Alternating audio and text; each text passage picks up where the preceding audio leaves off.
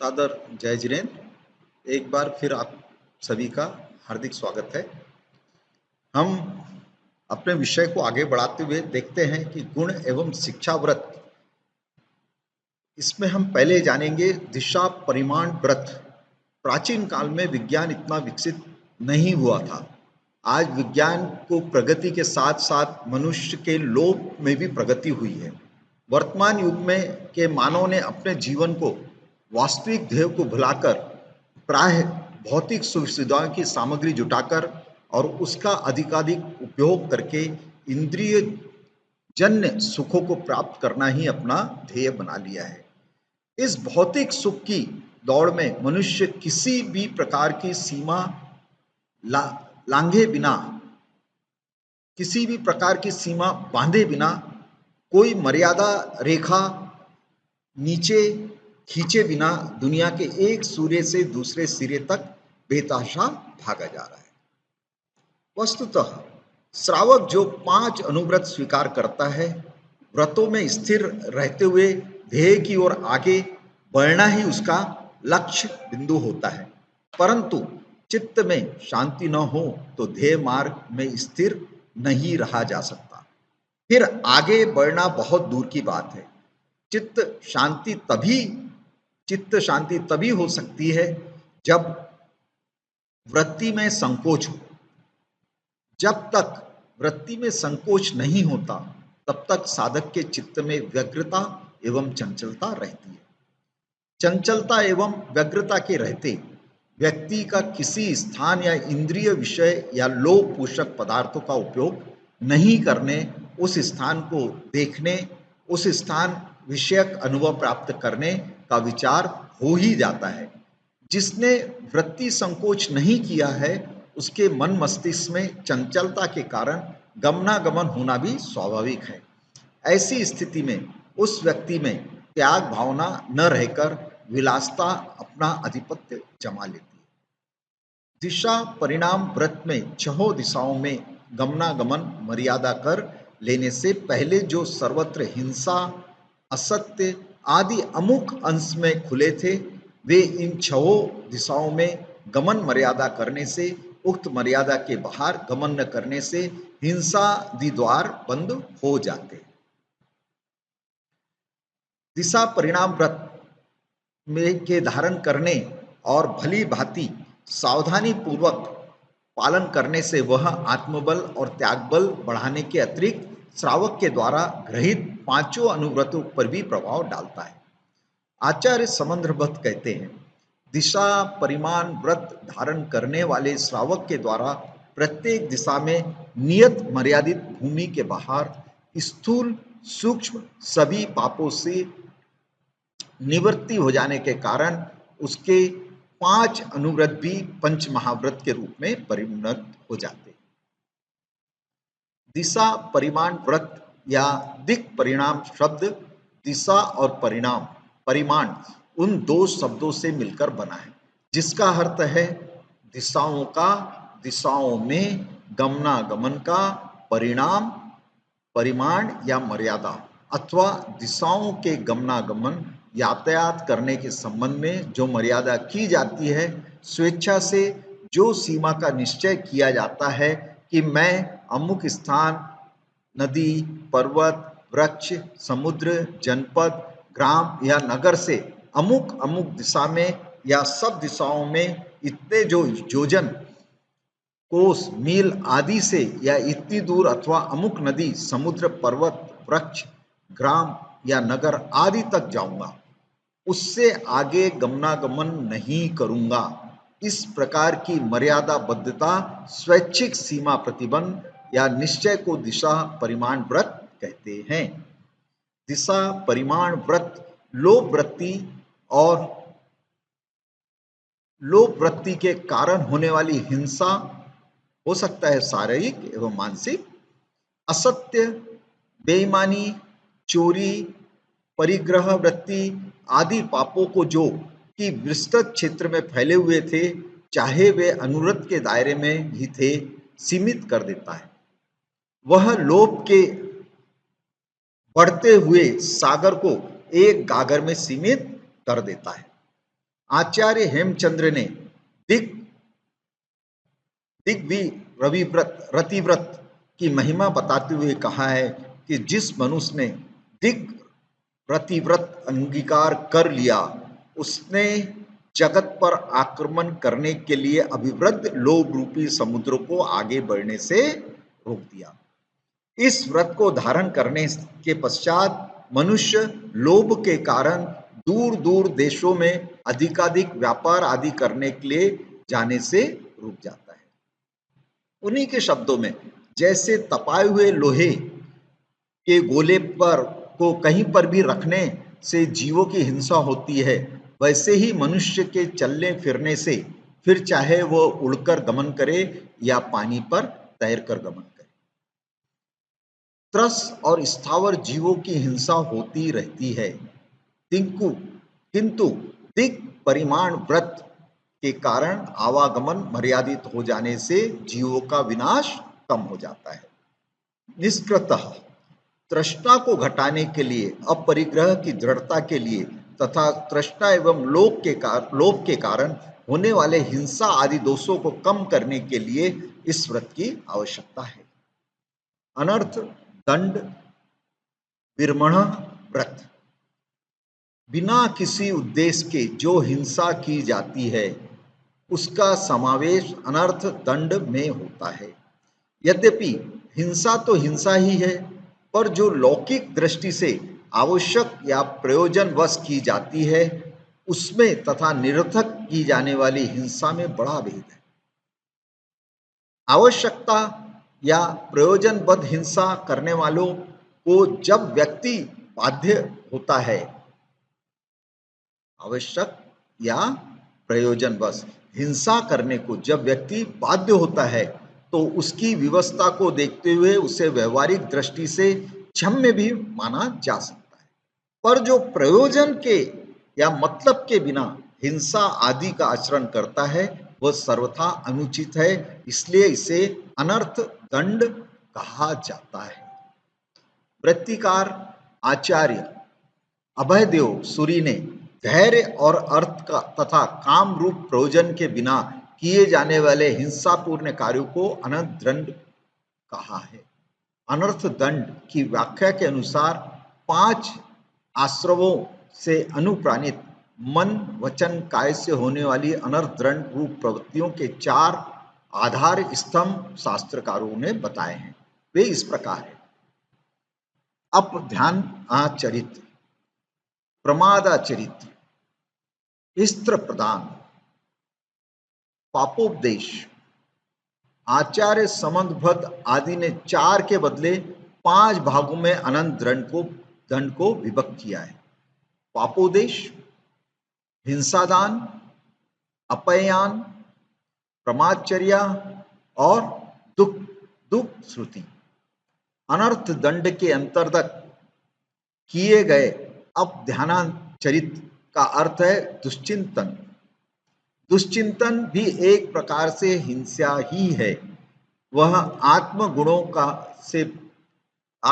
का घात करता है। दुश्चिंतन 2 प्रकार है: आर्तध्यान और रौद्रध्यान। अपेक्षित वस्तु जैसे धन, संपत्ति, संतति, स्वास्थ्यता आदि प्राप्त न होने पर एवं दारिद्र्य, रुग्णता, प्रियजन का विरह आदि अनिष्ट स्थितियों के होने पर मन में जो क्लेशपूर्ण विकृत चिंतन होता है, वो अंतर्ध्यान है। आत्रध्यान क्रोधावेश, शत्रुभाव और वैमनस्य आदि में प्रेरित होकर दूसरों को हानि पहुंचाने आदि की बात सोचते हुए रहना रौद्र ध्यान है। इन दोनों तरह से होने वाले दुश्चिंतन अपध्यान चरित रूप अनर्थ दंड है। प्रमाद चरित अपने धर्म, दायित्व व कर्तव्य के प्रति अजागरूकता अथवा प्रमाद है।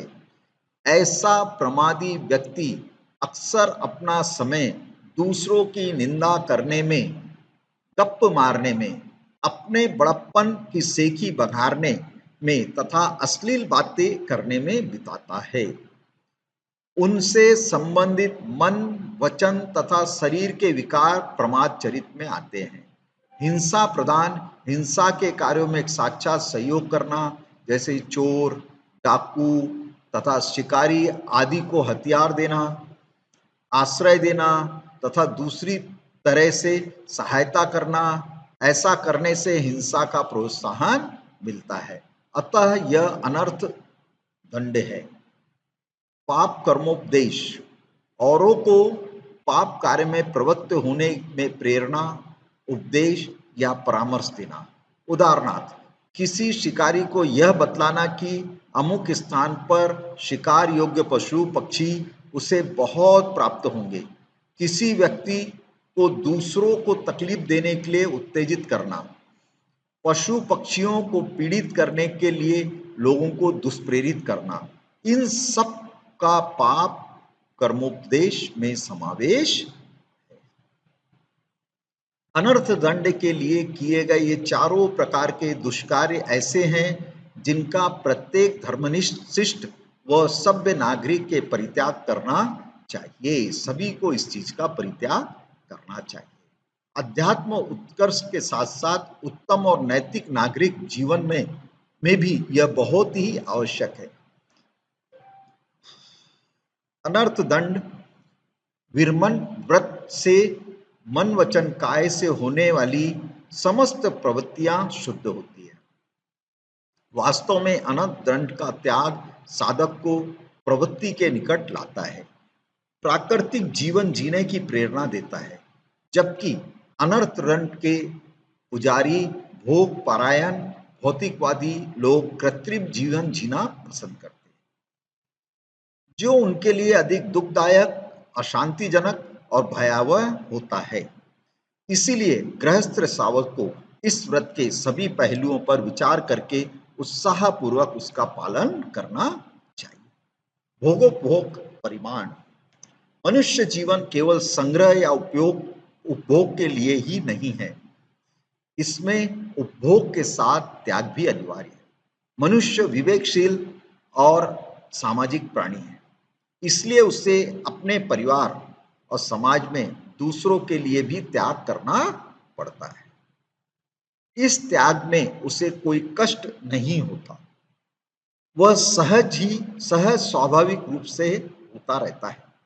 इसी प्रकार यदि वह अपने जीवन में स्थायी न बनकर अपने परिवार और समाज को और अधिकाधिक व्यापक मानकर चले और उनके लिए त्याग करता हुआ अनिवार्य वस्तु का ही उपयोग करे, तो उसका जीवन भी सुखपूर्वक चल सकता है और उनके साथ साथ अनेक लोगों का जीवन भी आनंद से व्यतीत हो सकता है। संसार में मुख्यतः लोग दो से जीवन जीते हैं।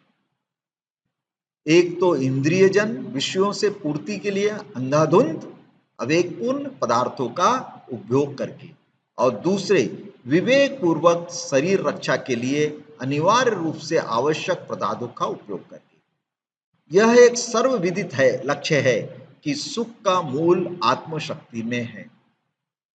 पदार्थों के उपयोग से तो आत्मा को कर्तव्य शक्ति छीन होगी ही, साथ ही पदार्थों के प्रति पराधीनता या पदार्थों की अपेक्षा बढ़ने से आत्मा की शक्ति बढ़ेगी नहीं। आत्मशक्ति का सच्चा विकास पदार्थों के उपयोग में नहीं, त्याग में है। त्याग की शक्ति जितनी बढ़ेगी उतना ही पदार्थों की पराधीनता से छुटकारा मिलेगा और उतनी आत्मशक्ति बढ़ेगी। गृहस्थ श्रावक का एक मनोरथ भी है सांसारिक पदार्थों परिग्रह तथा आरंभ से सर्वथा मुक्त होना। अतः त्याग यानी पदार्थों के त्याग द्वारा आत्मशक्ति बढ़ाने का सर्वोत्तम उपाय भोगोपभोग परिमाण व्रत है। भगवान महावीर ने कहा, जो काम भोगों से निवृत्त हो चुके हैं तप ही जिनका धन है, जो संयम में या शील गुणों में ही रत रहते हैं, उनको जो सुख है वो सुख उन काम भोगों में नहीं है जिसमें अज्ञानी लोग ही रमण करते हैं, जिनका परिमाण दुख ही है। भोग क्षण मात्र ही सुख कारक है, किंतु बाद में बहुत काल तक दुखदायी है। ऐसा समझकर अधिक क्षणिक सुखदायी भोगों का त्याग ही श्रेयस्कर है। भोगों में डूबे हुए पश्चिम देश के विचार को भी भोगों की असारता एवं परिणाम में पीड़ाकारिता का अनुभव हुआ, तो उन्होंने इस संदर्भ में विचार जगत के समक्ष प्रस्तुत किए। भोग वृत्ति जब प्रबल होती है तब सद्गुणों का नाश हो जाता है। भोग जब जीवन में अपना आसन जमाता है तब सद्गुणों का ह्रास होने लगता है। वैदिक धर्म में भी इस प्रकार विचारों की क्रांति आई। वहां भी काम भोगों को, सांसारिक सुख भोगों को की कामना को हेय समझा जाने लगा। मन और इंद्रियों को वश में रखकर भोगों का परित्याग करने से ही उत्तम जीवन का लक्षण माना गया। गीता में कहा गया कि जब कोई मनोगत सभी काम भोगों की कामनाओं का त्याग कर देता है तथा अपने आप में तृप्त हो जाता है तब वह स्थितप्रज्ञ संयत कहलाता है। इस प्रकार भोग की संस्कृति का प्राय हर धर्म दर्शन में ने निषेध किया है, किंतु जैन धर्म में इस निषेध को महत्वपूर्ण मान एक गुणव्रत के रूप में स्वीकार किया गया।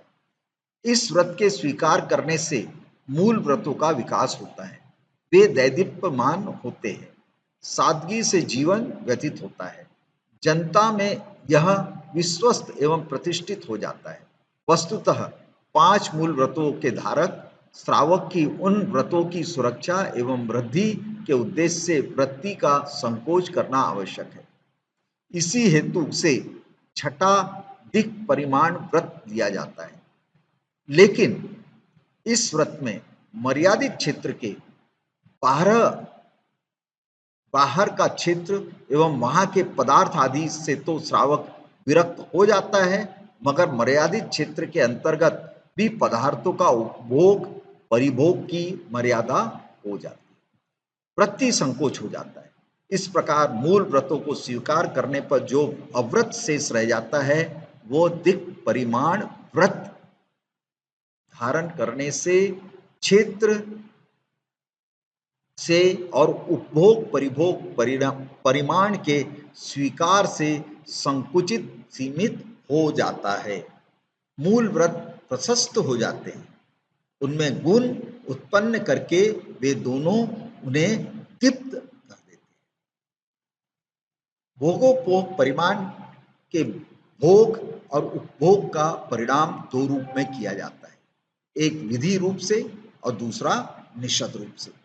मैं इस भोग और उपभोग का इतने तक सेवन करूंगा, यह विधि रूप है, और मैं इस इतने भोग और उपभोग का सेवन इतने समय तक नहीं करूंगा, यह निषेध रूप। इस व्रत का उद्देश्य शारीरिक आवश्यकताओं को कम से कम करके श्रावक के जीवन को मर्यादित, विवेक संपन्न, सादा, संयम पोषक बनाना है। जिसकी शारीरिक आवश्यकताएं जितनी अधिक होगी, उससे उनकी पूर्ति हेतु उतना ही अधिक पाप प्रवृत्ति या आरंभ करना पड़ेगा।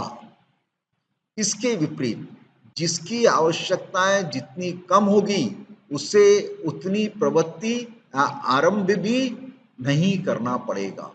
यह वह धर्म कार्य के लिए भी पर्याप्त समय बचा सकेगा, अधिक पाप से या आरंभ से भी अपने को बचा सकेगा।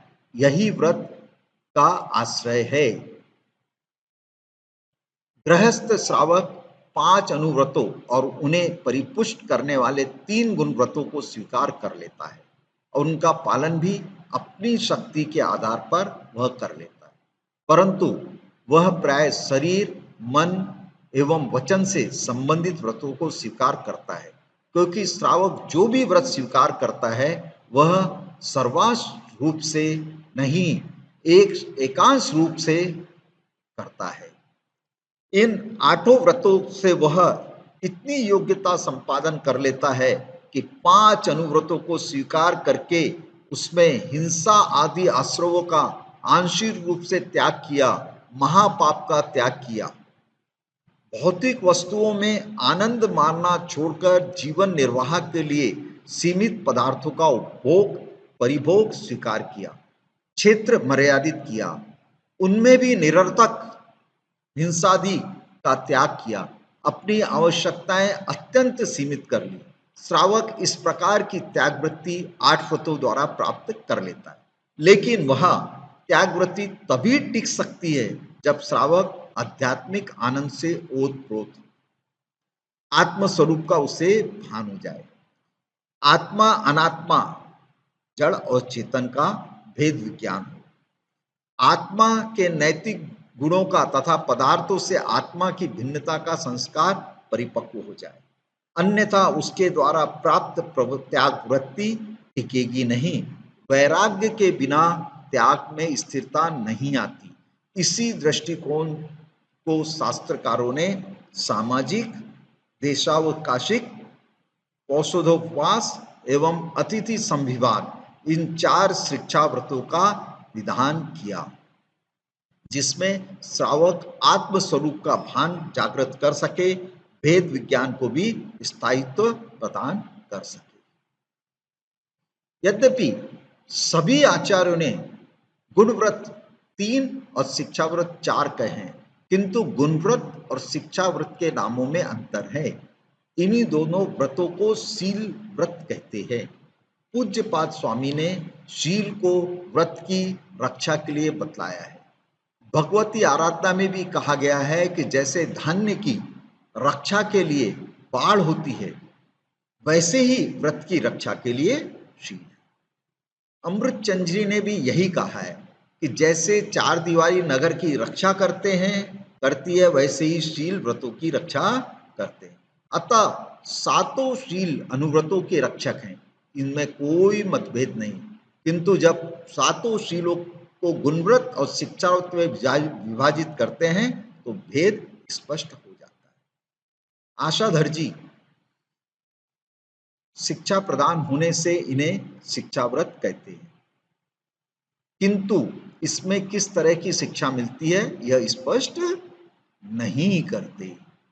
और आशाधर जी ने भी जो गुणव्रत और शिक्षाव्रत की व्युत्पत्ति की है उसका आधार भी श्वेतांबराचार्य का योग शास्त्र प्रतीत होता है। श्वेतांबर साहित्य में यही कथन पाया जाता है। गुणव्रत और शिक्षाव्रत में अंतर बतलाते हुए कहा है कि सामाजिक, देशावकाशिक, औषधोपवास और अतिथि संविभाग ये चारों स्वल्पकालिक होते हैं। सामाजिक, देशावकाशिक तो प्रतिदिन किए जाते हैं और औषधोपवास तथा अतिथि संविभाग प्रतिनियत दिन ही किए जाते हैं, प्रतिदिन नहीं किए जाते। अतः गुण व्रतों से इनका भेद है। गुण व्रत तो प्राय जीवन पर्यंत होते हैं। स्थिति यह है कि दिग्व्रत और अनंत व्रत को सबने गुणव्रत माना है तथा सामाजिक, औषधोपवास और अतिथि संविभाग को शिक्षाव्रत माना है। कुंद और उनका अनुसरण करने वाले देशव्रत नहीं मानते, वे संलेखना को शिक्षाव्रत में लेते हैं। उसी तरह जो देशव्रत मानते हैं वे उन सब में केवल देशव्रत और भोगोपभोग परिमाण व्रत को लेकर मतभेद है। एक पक्ष देशव्रत को शिक्षाव्रत और भोगोपभोग परिणाम को गुणव्रत मानता है, दूसरा पक्ष भोगोपभोग परिमाण को गुणव्रत और देशव्रत को शिक्षाव्रत मानता है। इनमें से देशव्रत कुछ समय के लिए ही होता है, किंतु भोगोपभोग परिमाण जीवन पर्यंत के लिए होता है। शास्त्रकारों ने कहा है कि इन चारों शिक्षाव्रतों का जितना अधिक अभ्यास किया जाएगा उतना ही श्रावक जीवन व्यापक एवं प्रशस्त बनेगा। पूर्वोक्त 8 व्रतों में उत्तरोत्तर शुद्धता आवेगी। निम्नलिखित 4 शिक्षा व्रतों की विस्तृत चर्चा की जाएगी। सामायिक शिक्षा व्रत। सामायिक संभाव की एक विशेषता साधना एवं उपासना है। सामायिक की साधना केवल सामायिक क्रिया तक ही सीमित नहीं है, वह सर्वव्यापक है। मानसिक सामाजिक सामयिक की विराट साधना किसी एक व्यक्ति, किसी एक क्षेत्र तक सीमित नहीं है। वास्तव में सामयिक का अर्थ और उद्देश्य प्राणी मात्र को आत्मवत समझाते हुए ममत्व का व्यवहार करना है। सम आय और इक तीनों मिलकर सम आय और इक तीनों मिलकर सामायिक शब्द बना है। सम का अर्थ है संभाव, सर्वत्र आत्मवृत्ति प्रवृत्ति। आय का अर्थ है लाभ, जिस प्रवृत्ति में समता संभाव का लाभ अभिवृद्धि हो वही सामायिक है। फिर से एक बार, सम का अर्थ है संभाव, सर्वत्र आत्म प्रवृत्ति। आय का अर्थ है लाभ, जिस वृत्ति से समता संभाव का लाभ अभिवृद्धि हो वही सामायिक है। समता का संभाव का अर्थ है राग द्वेष के प्रसंगों में मध्यस्थ रहना, विषम ना होना। सम का विधेयात्मक अर्थ समस्त जीवों पर मैत्री भाव रखना है। सावध योग अर्थात पापमय प्रवृत्तियों का परित्याग और निर्वध योग यानी अहिंसा, सत्य और समत्व आदि प्रवृत्तियों का आचरण, ये दो जीव के शुद्ध स्वभाव को सम कहते हैं। शुद्ध स्वभाव को सम कहते हैं। कई आचार्य ज्ञान, दर्शन और चारित्र को सम कहते हैं। निष्कर्ष यह है कि पूर्वोक्त प्रकार के सम का आय लाभ अथवा सम में प्रवृत्ति करना सामायिक है। व्याकरण शास्त्र के अनुसार सभी व्युत्पत्तियों का आशय एक ही है, वह है समता, और समता ही सामायिक है। राग द्वेष के कारण उपस्थित होने पर जो पदार्थ राग द्वेष के कारण है उनमें मध्यस्थता रखना, राग द्वेष नहीं करना सामायिक है। इस तरह व्यवहार से जिन भगवान का अभिषेक, पूजा, स्तुति, जप आदि सामायिक है, और निश्चय से अपनी आत्मा का ध्यान ही सामायिक है। व्यवहार से हम कहते हैं कि अभिषेक, पूजा ये सारे सामायिक हैं, मगर यदि हमको निश्चय से कहना है तो अपनी आत्मा का ध्यान करना ही सामायिक है। इस प्रकार सामायिक रूप व्रत को सामायिक व्रत कहते हैं। यह सामायिक एकांत स्थान में की जाती है। इसको करने वाला उस समय समस्त आरंभ और परिग्रह के आग्रह से रहित होता है, इसलिए उसे मुनि के समान कहा गया है। मुनि जीवन पर्यंत के लिए समस्त हिंसा आदि 5 पापों का त्याग करता है, किंतु सामायिक व्रती जितने समय तक आत्मध्यान में लीन होता है उतने समय तक सर्वत्र 5 पापों का त्याग करता है। देशावकाशिक व्रती तो हुई मर्यादा के बाहर क्षेत्रों में ही 5 पापों का त्याग करता है, किंतु सामायिक व्रती सर्वत्र 5 पापों का त्याग करता है। यह इन दोनों में अंतर है। जो सामायिक करना चाहता है वह सामायिक से पहले यह नियम करता है कि जब तक मेरे बंधे केश न खुले, या वस्त्र की गांठ मैं न खोलूं, या बंधी मुट्ठी न खोलूं, तब तक मैं साम्य भाव से विचलित नहीं होऊंगा, अर्थात इतने समय तक मैं सामायिक करूंगा। आचार्य समंद्र भट्ट स्वामी ने केशों का संबंध, मुट्ठी का बंद, वस्त्र का बंद, पालथी बंद, स्थान और बैठने को समय कहा है, अर्थात सामायिक में ये सब आवश्यक होते हैं। उन्होंने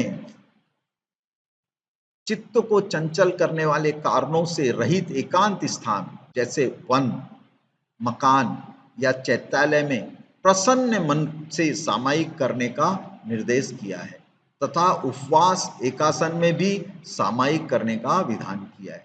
वैसे तो नियमित रूप से प्रतिदिन आलस्य छोड़कर सामायिक करना ही चाहिए, क्योंकि वह 5 अनुव्रतों की पूर्ति में कारण है।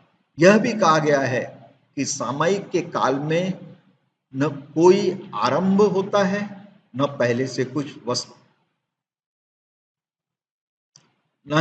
से कुछ वस्त्र के सिवाय कोई परिग्रह होता है। इसीलिए इस समय गृहस्थ मुनि के तुल्य होता है, जिस पर किसी ने वस्त्र लपेट दिया हो।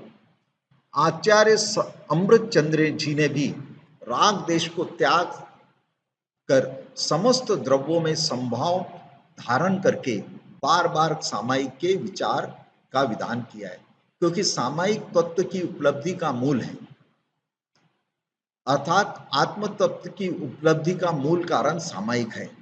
रात्रि के अंत में अर्थात प्रातः और दिन के अंत में अर्थात संध्या को तो सामायिक अवश्य करना चाहिए। अन्य समय में भी करने से कोई हानि नहीं बल्कि लाभ ही होता है। यह भी कहा गया है कि यद्यपि सामायिक करने वाले गृहस्थ के चरित्र मोह का उदय होता है, फिर भी उस समय में समस्त सावध्य योग का त्याग होने से महाव्रत होता है।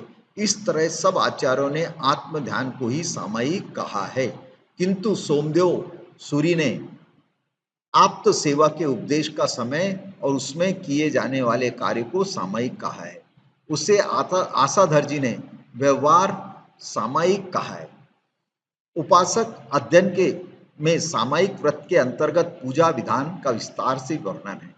इससे पहले इतना स्पष्ट और विस्तृत वर्णन पूजा विधि के बारे में नहीं मिलता। आचार्य वसुनंदी ने भी दोनों प्रकार को सामायिक कहा है। उन्होंने लिखा है, शुद्ध होकर चैत्यालय में अथवा अपने घर में ही प्रतिमा के सम्मुख होकर अथवा अन्य पवित्र स्थान में पूर्व मुख या उत्तर मुख होकर जिनवाणी, जिनधर्म, जिनबिंब, पंचपरमेष्टि आदि जिनालयों की जो नित्य त्रिकाल वंदना की जाती है वह सामायिक है। जो श्रावक कायोत्सर्ग में स्थित होकर लाभ अलाभ को, शत्रु मित्र को, संयोग वियोग को, तृण कंचन को, चंदन और कुठार को संभाव से देखता है तथा मन में पंच नमस्कार मंत्र को धारण करके उत्तम अष्ट प्रातिहारों से युक्त अनंत जिनके स्वरूप और सिद्ध भगवान के स्वरूप को ध्याता है अथवा संवेग सहित निश्चल अंग होकर एक क्षण भी उत्तम ध्यान करता है, उसके उत्तम सामायिक होती है।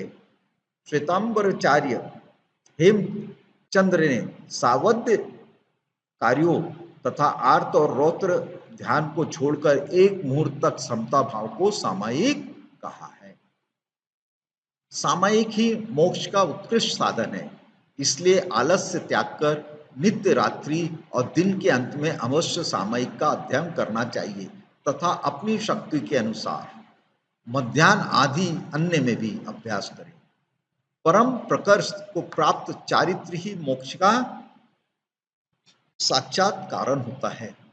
सामायिक उसी का अंश है। सामायिक में आत्म ध्यान का अभ्यास किया जाता है। यह अभ्यास ही स्थिर होते होते शुक्ल ध्यान का रूप ले लेता है और अंत में शुक्ल ध्यान से ही मोक्ष की प्राप्ति होती है। इसलिए श्रावक को प्रातः और सायं 2 बार सामायिक अवश्य करना चाहिए। यदि शक्ति हो तो मध्याह्न में या अन्य समय में भी कर सकते हैं। नियमित समय से अन्य समय से भी करने से कोई दोष नहीं बल्कि गुण है। आचार्य अमृतचंद ने दिन और रात्रि के अंत तथा समंद्र भद्र आचार्य ने प्रतिदिन एक सामायिक करने पर बल दिया है। सामायिक करते समय परिशह और उपसर्ग आ जाए तो उन्हें जीतने के लिए शास्त्रकारों ने सामायिक करने वाले को संसार और मोक्ष के स्वरूप का चिंतन करना चाहिए कि मोक्ष अनंत ज्ञानादि रूप होने से आत्मरूप है, अर्थात जो आत्म का स्वरूप है वह मोक्ष का स्वरूप है, क्योंकि शुद्ध आत्म स्वरूप की प्राप्ति का नाम मोक्ष है। मोक्ष आकुलता रहित चित्त स्वरूप होने से सुखरूप है तथा संसार दशा का प्रध्वंस भाव रूप होने से मोक्ष अनंत काल रहने वाला है। मोक्ष होने से पुनः संसार दिशा नहीं होती तथा मोक्ष समस्त विपत्तियों से दूर है और समस्त अनिष्टों से रक्षा करने का उपाय है, अर्थात मोक्ष प्राप्त होने पर किसी भी प्रकार का अनिष्ट संभव नहीं है, अतः शरण है। किंतु संसार मोक्ष से बिल्कुल विपरीत है, क्योंकि आत्मा के द्वारा ग्रहित कर्मों के उदय के वश से चार गतियों में भ्रमण का नाम संसार न तो आत्मरूप है न सुख रूप है, किंतु दुख रूप स्वरूप है और सदा परिवर्तनशील होने से अनित्य है, इसलिए अशरण है। अतः अतः संसार में रहते हुए तो उपसर्ग और परिचय हो ही संभव है। ऐसा विचार करने से विपत्ति के समय मन सहिष्णु बन जाता है। इसमें यह बतलाया गया है कि सामायिक करने वालों को परिसह और उपसर्ग आदि सहन करने चाहिए। आचार्य समंत भट्ट ने भी कहा है कि सामायिक करने वाले मौन पूर्वक शीत उष्ण डंक मच्छरों के परिचय और उपसर्ग को तिरस्कृत कर देते। सामायिक में संभाव ही साधना मुख्य है। संभाव कहाँ कहाँ किस किस प्रकार रखना चाहिए, इसका समाधान देते हुए शास्त्रकारों ने सामायिक की साधना को बार बार के अभ्यास से परिपुष्ट एवं सुदृढ़ संस्कार बनाने के लिए इसके चार रूपों पर ध्यान देने पर बल दिया है। पहला द्रव्य सामायिक, दूसरा क्षेत्र सामायिक, तीसरा काल सामायिक और चौथा भाव सामायिक। द्रव्य सामायिक, इसका अर्थ है अच्छे बुरे मनोज्ञ आमनोज्ञ सजीव या निजी पदार्थों के प्रति राग द्वेष न करते हुए संभाव करना। क्षेत्र सामायिक, इसका अर्थ है कोई स्थान या क्षेत्र अनुकूल मिले या प्रतिकूल, दोनों ही अवस्थाओं में राग द्वेष न करके संभाव रखना। संभावी साधक किसी भी क्षेत्र विशेष को पाकर घबराता नहीं, नरक में भी वह स्वर्ग की सृष्टि कर लेता है। कुछ प्रकृति के लोगों के बीच रहते हुए भी वह अपनी समता नहीं खोता। अगर उसे ऐसे क्षेत्र में रहने का काम पड़ता है जहां लोग क्रूर और निष्ठुर हो, वहां भी वह अपनी शांत और संप्रति से उन्हें प्रभावित करता है। काल सामायिक, उसका अर्थ है कैसा भी काल हो अपना संभाव न छोड़ना। कई जगह दुष्काल पड़ जाता है, उस समय सामायिक का साधक अपनी समता का परित्याग नहीं करता, संभाव से कुछ सब कुछ सहता है। काल संभाव का एक अर्थ परिस्थिति संभाव भी है। व्यक्ति के जीवन में किसी समय सुख शांति आनंद और उल्लास आता है तो दूसरे समय में दुख शोक अशांति संघर्ष और संक्लेश भी आ सकता है। सुख दुख वास्तव में परिस्थिति जन्य न होकर मनोनुभूति जन्य होते हैं। इस सत्य के अनुसार सामायिक का साधक अपने सुखी या दुखी होने का कारण अपने अंतःकरण में खोजता है, परिस्थितियों का श्रेय या दोष नहीं देता। परिस्थितियों को श्रेय या दोष नहीं देता। श्रावकाचार्य में उल्लेख है कि लाभ की परिस्थिति हो या अलाभ की, सुखमय की परिस्थिति हो या दुखमय की, जीवन लंबा हो और दीर्घकालीन मिले या आज ही वरन उपस्थित हो जाए, कोई निंदा करता है या प्रशंसा या सम्मान करता है या अपमान करता हो, सभी परिस्थितियों में सामायिक साधक सम रहे, स्वस्थ और मध्यस्थ रहे। अलाभ और अभाव की परिस्थिति उपस्थित होने पर सामाजिक वृत्ति निराश नहीं होता। हर काली रात के पीछे एक प्रकाशमान दिन तैयार रहता है। निराशा भी काली अंधेरी रात है, इसका भी तो रात्रि की तरह अस्थायी अस्तित्व नहीं होता, शीघ्र ही इनका समाप्त हो जाना निश्चित है। अतः अलाभ या अभाव की परिस्थिति में संभावी अधिक निराशा को अपने पर छाने नहीं देता। जिस प्रकार लाभ और अलाभ में सामायिक का साधक अपने समत्व का परिचय देता है, वैसे ही सुख और दुख ने भी समस्त का परिचय देगा। जिसका स्वभाव संतोषी है, समक्त से युक्त है, वह अभाव की परिस्थितियों में भी व्यग्र अथवा दुखी नहीं होगा, अपितु वह आशा उत्साह और आत्मविश्वास तथा साम्य का अवलंबन लेकर आगे बढ़ता रहता है। देशकालिक देशावकालिक व्रत। दिशा परिमाण व्रत में जीवन भर के लिए दिशाओं की मर्यादा की जाती है। उन दिशाओं की मर्यादा के परिणाम के कुछ काल के लिए या दिनों के लिए विशेष मर्यादा निश्चित करना देशावकालिक व्रत है। देश अर्थात दिग्व्रत के में परिमाण किए गए क्षेत्र के हिस्से में अवकाश अर्थात ठहरना जिसमें हो वो देशावकाशिक का निरुक्ति पूर्वक लक्ष्य है। काल का परिमाण करके नियत देश में संतोष पूर्वक रहने वाला श्रावक देशावकाशिक कहा जाता है। आधुनिक युग में भी इसे संवर ग्रहण भी कहते हैं। देशकालिक व्रत में देश और अवकाश ये दो शब्द हैं, जिसका अर्थ है स्थान विशेष, क्षेत्र मर्यादा को संकुचित करने के साथ ही उपलक्षण से उपभोग परिभोगादि रूप अन्य मर्यादाओं को भी संकुचित करना भी इस व्रत में गर्भित है। दिग्व्रत के द्वारा जीवन भर के लिए क्षेत्र को सीमित करके मर्यादा के बाहर जैसे अनुव्रत महाव्रत की संज्ञा को प्राप्त होते हैं, उसी तरह कुछ समय के लिए दिग्व्रत की सीमा को मर्यादित करके देशव्रत के द्वारा भी वही किया जाता है। आवश्यक सूत्र की वृत्ति से यह स्पष्ट है कि देशावकाशिक व्रत में दिग्व्रत की मर्यादा संक्षिप्त की जाती है, किंतु उपलक्षण से अन्य अनुव्रतों को भी संक्षेप किया जाता है। अर्थात जिस व्रत में जो मर्यादाएं रखी गई हैं, उन सभी मर्यादाओं को एक घड़ी, मुहूर्त, प्रहर, दिन रात आदि के लिए न्यून कर देना देशावकाशिक व्रत है। विवेकी श्रावक प्रतिपल प्रतिक्षण यह चिंतन करता है कि मेरी आत्मा में इतनी शक्ति पैदा हो जाए कि मैं आरंभ संभारंभ का पूर्ण रूप से त्याग कर निर्ग्रंथ बन जाऊं। इसी उदत्त भावना के कारण श्रावक व्रत ग्रहण करते समय जो मर्यादा रखी है उन्हें वह और भी संक्षिप्त करता है।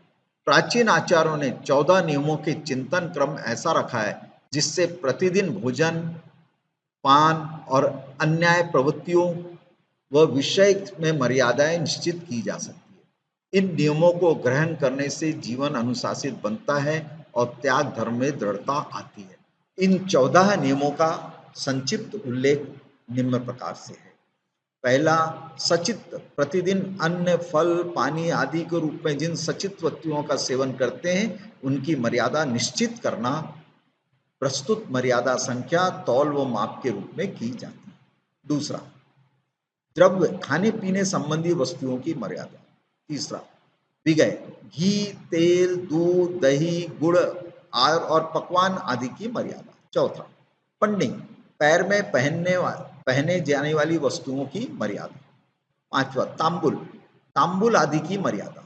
छठवां, वस्त्र प्रतिदिन पहने जाने वाले वस्त्रों की मर्यादा। सातवां, कुसुम फूल, इत्र आदि सुगंधित पदार्थों की मर्यादा।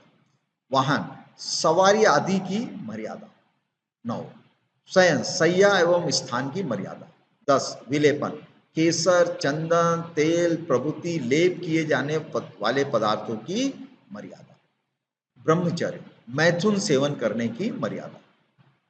12, दिशाओं में यातायात व अन्य प्रवृत्तियों की मर्यादा।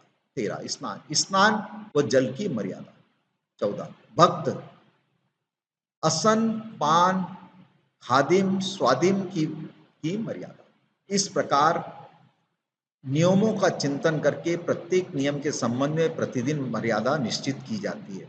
आचार्य समंत्र भद्र ने देशावकाशिक व्रत का महत्व प्रतिपादित करते हुए कहा है कि इस व्रत में एक तरह से महाव्रतों के सदस्य साधना की जाती है। उसने गमनागमन की जितनी सीमा रेखा रखी है उसके अतिरिक्त उक्त श्रावक को स्थूल सूक्ष्म सभी पापों का त्याग हो जाता है। दिशा परिमाण व्रत में जिन दिशाओं की मर्यादा रखी गई हैं उनको प्रस्तुत व्रत में संक्षेप किया जाता है। आचार्य अभयदेव ने प्रस्तुत व्रत की परिभाषा करते हुए लिखा है, देश अर्थात दिग्व्रत में रखा हुआ जो विभाग, अवकाश या क्षेत्र सीमा का प्रदेश है उसको और भी कम करना यह देशावकाश है। उसी व्रत को देशावकाशिक व्रत कहते हैं अथवा दिन परिमाण व्रत कहते हैं, अथवा दिन परिणाम व्रत में निश्चित किए हुए दिशा परिणाम को प्रतिदिन संकुचित करना देशावकाशिक व्रत है। इस तरह हमने इन व्रतों को देखा। देशावकाशिक व्रत के 5 अतिचार हैं। अब हम इन 5 अतिचारों के बारे में और अधिक जानेंगे हमारी अगली वीडियो में। तब तक के लिए मैं आप सभी का धन्यवाद करते हुए सभी को सादर जय जिनेंद्र।